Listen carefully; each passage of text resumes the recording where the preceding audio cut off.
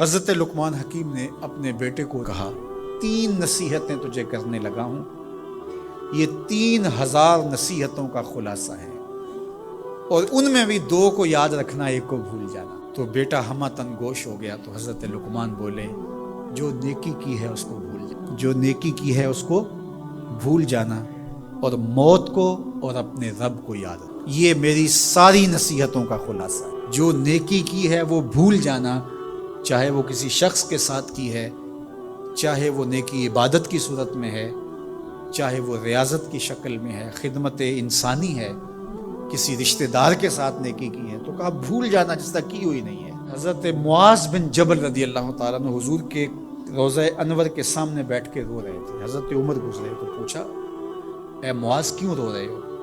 کہا صاحب مزار کا ایک فرمان یاد آیا جس نے رلا دیا۔ کہا وہ کیا فرمان ہے؟ کہا ایک دن حضور نے کہا تھا ادنا سی ریا بھی شرک، تھوڑی سی ریاکاری بھی شرک ہے۔ اللہ صرف اس عمل کو قبول کرتا ہے جو محض اس کے لیے کیا جائے۔ تو نیکی خالص اللہ کے لیے کریں گے تو قابل قبول۔ اللہ تعالیٰ غیرت والا ہے، وہ کسی اور کو اپنے ساتھ شریک ہونا پسند نہیں کرتا۔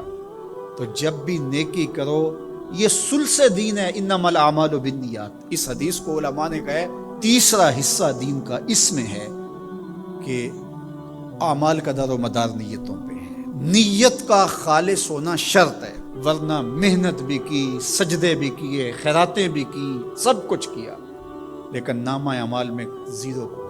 اور یہ بات ذہن میں بٹھا لیں، اپنے لیے بھی اور اپنی اولادوں کی تباہ میں راسخ کریں جیسے بھی ہو سکے، کہ ایک چیز کو بھول جانا ہے، جو نیکی ہو گئی بھول گئے، اور اللہ کو بھی یاد رکھنا ہے اور آخرت کو بھی یاد رکھنا ہے۔ یہ چیز یاد رہ گئی تو سمجھ جاؤ خیر ہے، اور اگر یہ 2 چیزیں بھول گئی اور جو بھولنے کی چیز ہے وہ یاد رہی تو سمجھو ہم نے اپنا سب کچھ لٹا دیا۔